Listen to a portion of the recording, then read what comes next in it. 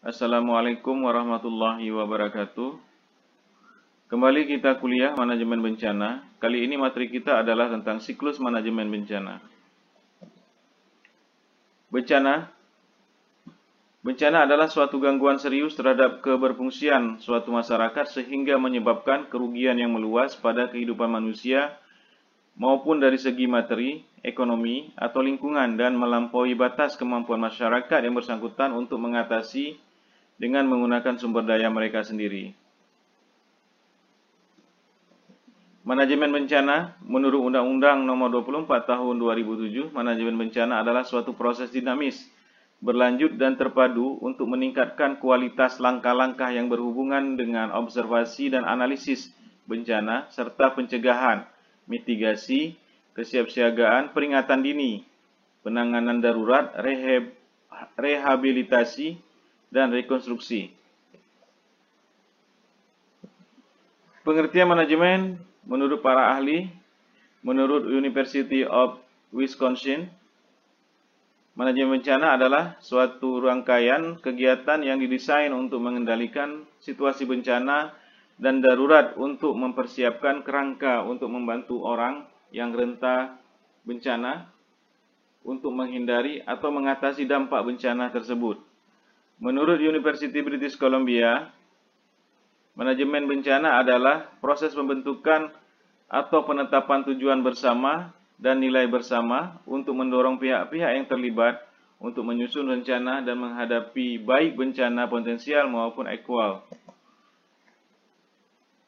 Tujuan manajemen bencana. Menurut Warfield, manajemen bencana mempunyai tujuan mengurangi atau mencegah kerugian karena bencana.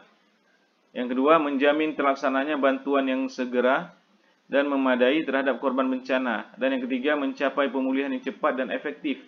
Dengan demikian, siklus manajemen bencana memberikan gambaran bagaimana rencana dibuat untuk mengurangi atau mencegah kerugian karena bencana. Bagaimana reaksi dilakukan selama dan segera setelah bencana berlangsung, dan bagaimana langkah-langkah diambil untuk pemulihan setelah bencana terjadi. Perhatikan gambar di sebelah kiri dan juga gambar di sebelah kanan. Itu merupakan siklus manajemen bencana ya. Kalau yang di sebelah kiri ini itu secara umum dibagi 4 siklusnya, yaitu tanggap darurat, pemulihan, pencegahan dan mitigasi, dan kesiapsiagaan ya. Siklus manajemen yang di sebelah kiri ini dapat kita uraikan lebih detail lagi seperti yang di sebelah kanan ini ya. Itu ada kejadian bencana, kemudian tanggap darurat, rehabilitasi ya, kemudian rekonstruksi, kemudian pembangunan ya, kemudian pencegahan, mitigasi, kesiapsiagaan, peringatan dini maksudnya ya, kemudian ancaman ya. Jadi yang di sebelah kanan ini itu lebih detail menjelaskan tentang siklus manajemen bencana yang di sebelah kiri. Oke. Secara garis besar terdapat 4 fase manajemen bencana ya, yaitu fase mitigasi, fase preparedness, fase respon, fase recovery ya.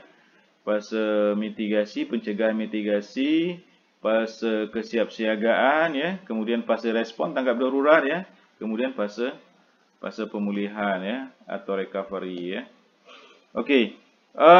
Kita uraikan di sini. Perhatikan, ini adalah bencana ya, yang kalau di sebelah kiri itu di bawah, sedangkan di sebelah kanan itu di atas kejadian bencananya. Oke, maka sebelah kanan daripada bencana ini adalah berarti sebelum bencana atau pra bencana, sedangkan sebelah kirinya adalah kejadian setelah bencana atau masa setelah kejadian bencana ya.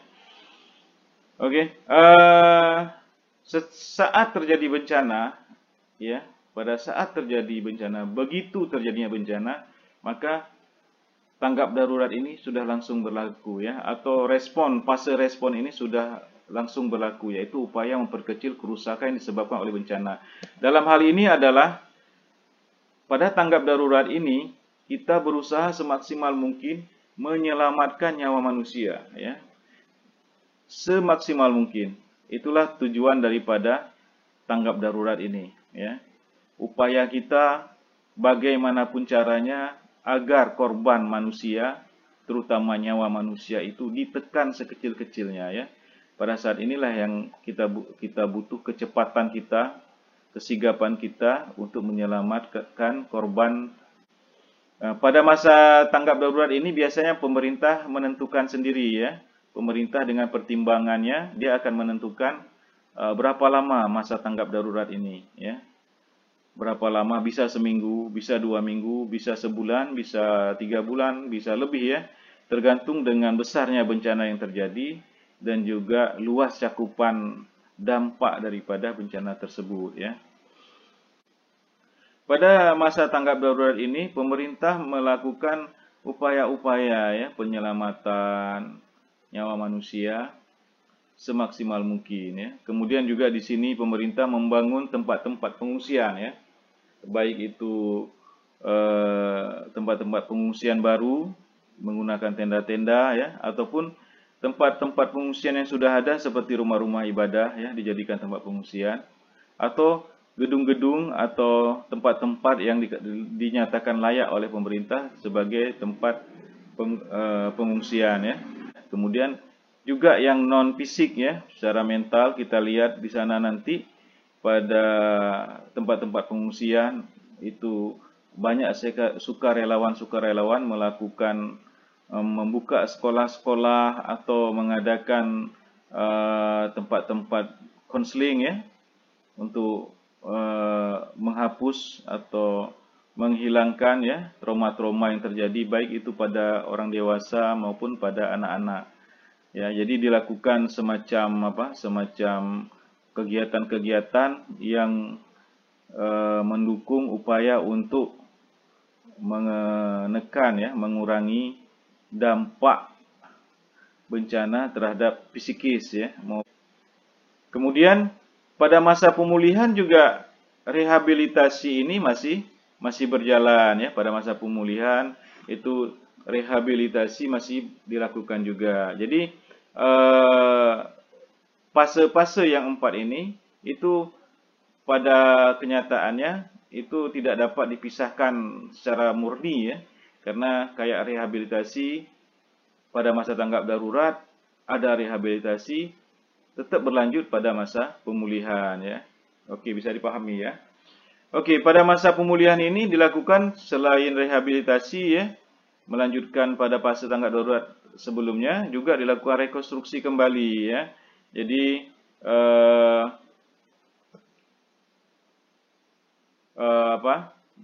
mengembalikan masyarakat ke kondisi normal, ya. Biasanya dibangun perumahan sementara, ya, kemudian bantuan hidup atau bantuan keuangan, ya, atau jadub, ya. Kemudian perawatan kesehatan baik itu fisik maupun non fisik yang saya bilang tadi, bagian dari rehabilitasi, ya. Makanya pada masa-masa pemulihan ini mulailah dilakukan rekonstruksi, ya. Kemudian juga dilakukan pembangunan, ya, pembangunan kembali. Jadi bagian-bagian yang hancur dari suatu daerah itu dibangun kembali dengan bangunan yang lebih baik, ya. Jalan-jalan dibangun dengan lebih bagus, ya. Kemudian masjid-masjid yang hancur atau sekolah-sekolah yang hancur dibangun lebih bagus lagi. Kemudian ditambah dengan bangunan-bangunan lain yang mendukung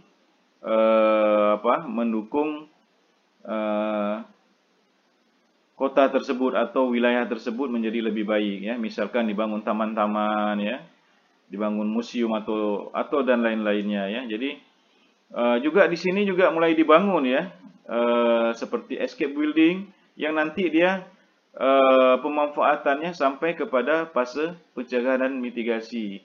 Jadi pembangunan ini juga dibangun escape building, selain dibangun sekolah, jalan segala macam, juga dibangun bangunan-bangunan yang terkait sama mitigasi bencana atau pencegahan dan mitigasi bencana seperti escape building. Bahkan pada masa pembangunan ini juga, ya, udah mulai dibangun misalkan seawall, ya, atau tanggul laut dan lain-lain yang berfungsi juga untuk fase pencegahan dan mitigasi, ya. Jadi pada fase pemulihan ini mulai dilakukan rekonstruksi, ya kan.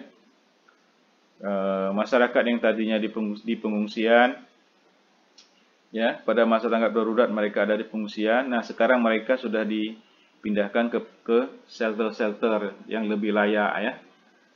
Sambil menunggu pembangunan rumah-rumah mereka kembali yang lebih bagus daripada sebelumnya. Oke, itu dia ya fase pemulihan.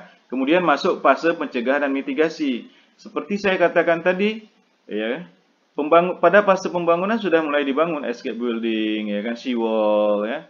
Itu terus berlanjut pada fase pencegahan dan mitigasi. Bahkan pada fase pencegahan dan mitigasi ini, bangunan-bangunan tersebut ya, seperti escape building itu sudah dimanfaatkan semaksimal mungkin ya. Jadi masyarakat dilatih untuk menggunakan bangunan tersebut pada saat menghadapi bencana gempa dan tsunami ya, melalui pelatihan atau drill ya. Oke ya, jadi dia memang seperti itu. Dia kalau pada saat tanggap darurat ada rehabilitasi, juga pada masa pemulihan masih ada rehabilitasi. Pada saat pemulihan sudah mulai dilakukan rekonstruksi dan pembangunan ya, pembangunan misalkan escape building, seawall, maka dilanjutkan pada masa pencegahan dan mitigasi, pemanfaatan daripada bangunan escape building dan seawall atau bangunan lain yang mendukung mitigasi bencana. Oke, mitigasi bencana itu sendiri ada dua macam ya, yaitu mitigasi struktural dan non-struktural. Mitigasi struktural itu yaitu pembangunan secara fisik, seperti kita bahas tadi, yaitu pembangunan seawall, ya, tanggul laut, atau pembangunan escape building ya, dan lain-lain ya. Sedangkan mitigasi non-struktural itu yaitu penyuluhan-penyuluhan ya, tentang kebencanaan ya, baik itu ke masyarakat maupun ke sekolah-sekolah ya, sehingga masyarakat maupun anak-anak didik ya itu memiliki pemahaman yang baik tentang bencana. Itu merupakan bagian dari mitigasi non struktural, termasuk yang kita lakukan saat ini, yaitu kita kuliah manajemen bencana. Itu merupakan upaya mitigasi non struktural. Jadi bisa dibedakan ya, mitigasi struktural dan mitigasi non struktural. Oke. Kemudian masuk ke fase kesiapsiagaan. Nah, sama seperti tadi ya, pada fase pencegahan dan mitigasi kita melakukan penyuluhan-penyuluhan segala macam ya, pelatihan-pelatihan pemanfaatan escape building dan lain-lain ya. Maka pada fase kesiapsiagaan itu tetap dilakukan ya, tetap masih dilakukan ya, tetap dilakukan. Kemudian ditingkatkan dengan upaya-upaya drill pelatihan yang lebih terencana dan berkesinambungan ya. Misalkan anak-anak SD yang terletak wilayahnya rawan bencana tsunami, mereka melakukan drill sebulan sekalikah atau 3 bulan sekalikah atau 6 bulan sekalikah ya. Itu dia bentuk daripada kesiapsiagaan ya, seperti saya katakan tadi. Jadi pencegahan dan mitigasi itu masih dilakukan pada masa kesiapsiagaan bencana. Bahkan pada saat masa kesiapsiagaan ini itu harusnya lebih masif lagi ya, lebih sering lagi dilakukan ya, yaitu lebih gencar lagi dilakukan, baik itu sosialisasi ya, pelatihan, drill dan lain-lainnya ya, di bagian kesiapsiagaan. Nah, di bagian kesiapsiagaan ini juga dibangun sistem peringatan dini ya. Disinilah mulai dibangun sistem peringatan dini. Gunanya apa? Gunanya untuk memberitahu masyarakat secara lebih dini apabila terjadi gejala-gejala yang berpotensi menjadi bencana, apakah itu bencana tsunami misalnya atau bencana banjir dan lain-lain ya. Kemudian juga pada fase kesiapsiagaan ini juga dilakukan penelitian-penelitian ya, upaya-upaya melalui penelitian-penelitian untuk mengetahui berbagai hal terkait dengan bencana ya. Misalkan untuk Kota Banda Aceh kira-kira bencana apa aja yang akan dihadapi ya kan. Maka dilakukanlah penelitian-penelitian ya. Kemudian juga untuk mengetahui ancaman-ancaman ya yang ada di sekitar Kota Banda Aceh misalnya ya.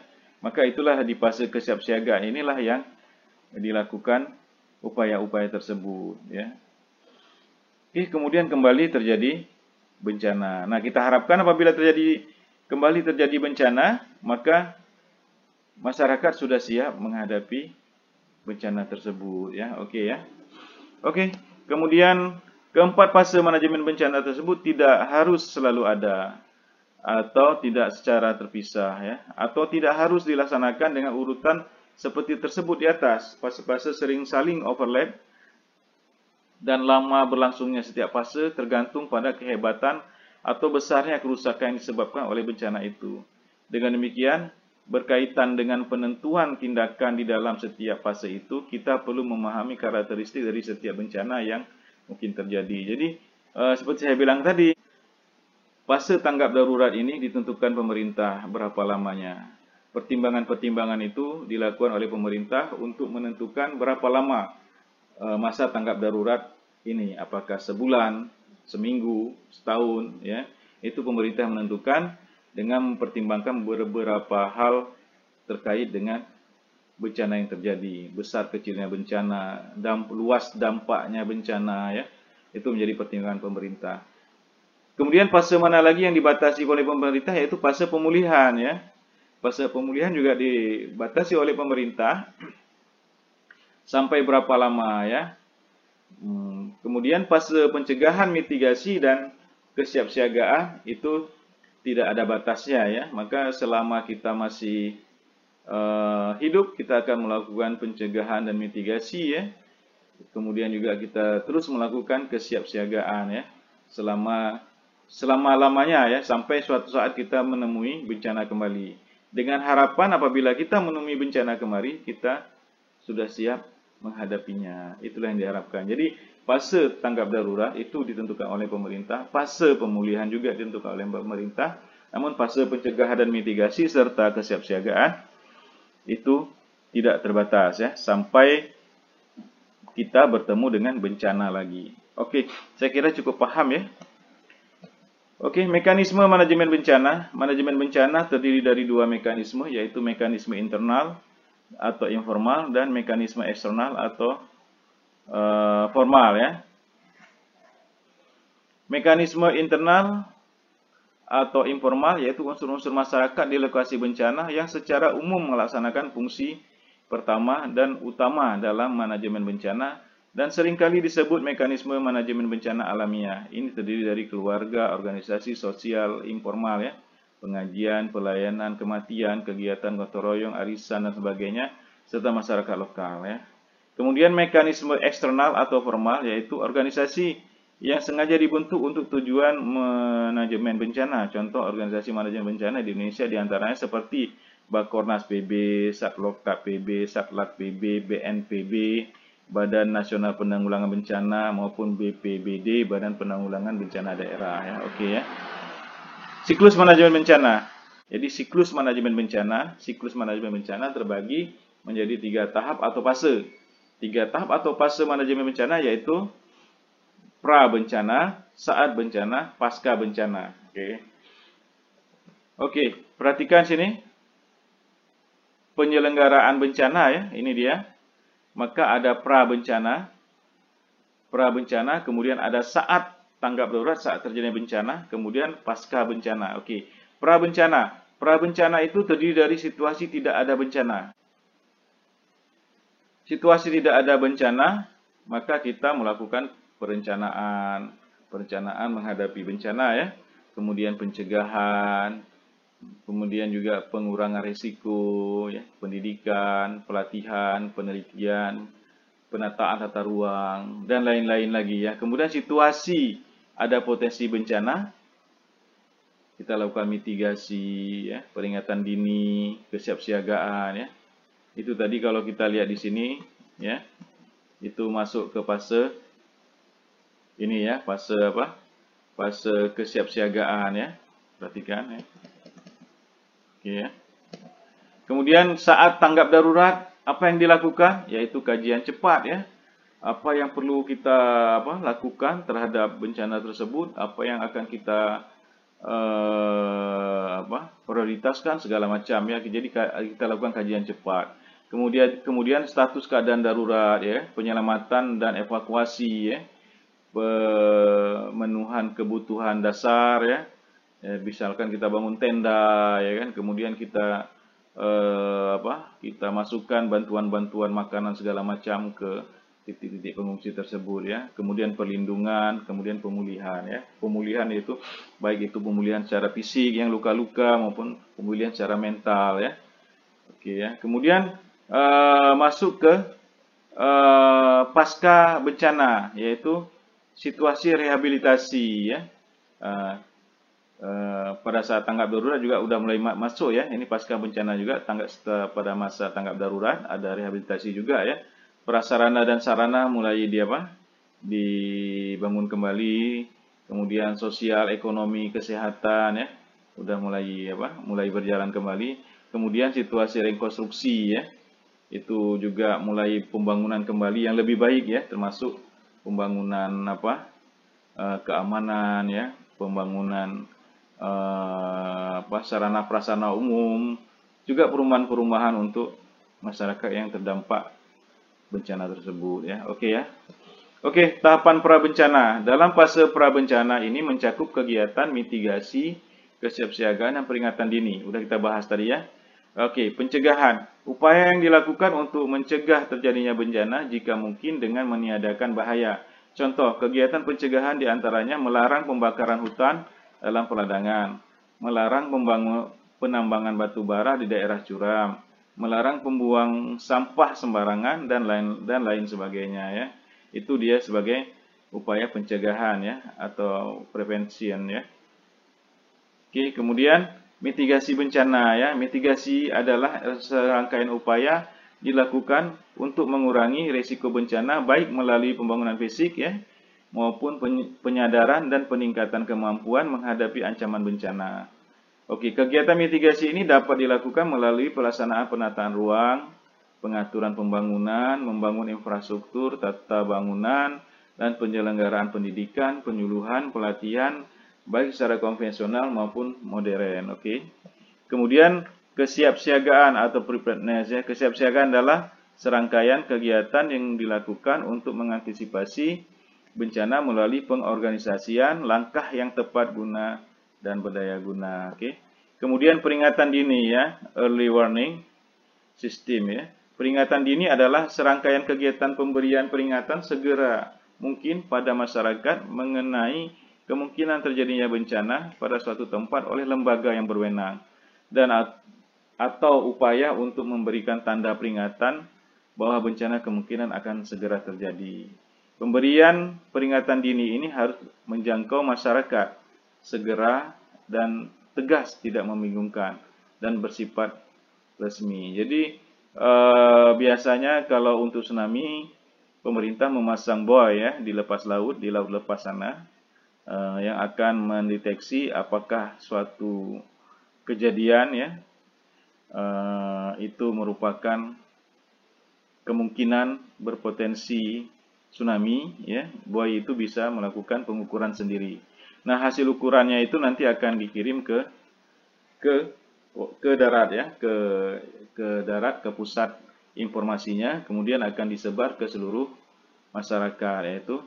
Jadi pemberian peringatan dini ini harus menjangkau masyarakat ya secara luas, kemudian segera ya. Karena peringatan dini ini dibutuhkan secepat mungkin sampai informasinya ke masyarakat ya.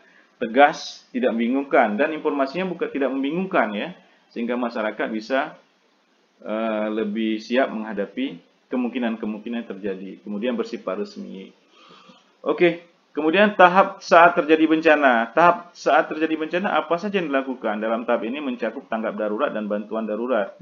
Tanggap darurat atau respon. Tanggap darurat adalah serangkaian kegiatan dilakukan dengan segera pada saat kejadian bencana untuk menangani dampak buruk yang ditimbulkan. Ini meliputi kegiatan penyelamatan dan evakuasi korban, harta benda, pemenuhan kebutuhan dasar, perlindungan, pengurusan, pengungsian, dan pemulihan sarana prasarana ya.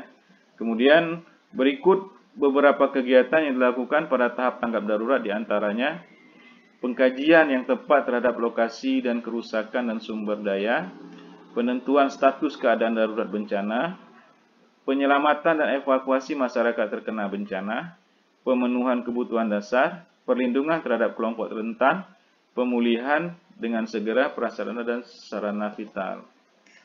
Kemudian bantuan darurat atau relief ya, ini merupakan upaya untuk memberikan bantuan berkaitan dengan pemenuhan kebutuhan dasar berupa sandang pangan, tempat tinggal sementara, kesehatan, sanitasi dan juga air bersih. Kemudian tahap bencana, tahap pasca bencana ya. Dalam tahap ini mencakup pemulihan, rehabilitasi dan juga rekonstruksi. Pemulihan atau recovery, pemulihan adalah serangkaian atau rangkaian kegiatan untuk mengembalikan kondisi masyarakat dan lingkungan hidup yang terkena bencana dengan memfungsikan kembali kelembagaan, prasarana dan sarana dengan melakukan upaya rehabilitasi. Kemudian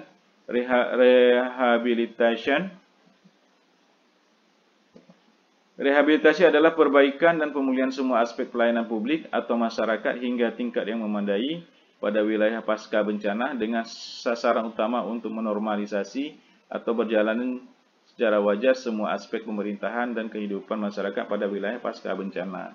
Kemudian rekonstruksi ya. Rekonstruksi adalah perumusan kebijakan dan usaha serta langkah-langkah nyata yang terencana dengan baik, konsisten dan berkelanjutan untuk membangun kembali secara permanen semua prasarana, sarana dan sistem kelembagaan baik tingkat pemerintah maupun masyarakat dengan sasaran utama tumbuh berkembangnya kegiatan perekonomian, sosial, dan budaya, tegaknya hukum dan ketertiban dan bangkitnya peran dan partisipasi masyarakat sipil dalam segala aspek kehidupan bermasyarakat di wilayah pasca bencana. Lingkup pelaksana rekonstruksi terdiri atas program rekonstruksi fisik dan program rekonstruksi non-fisik.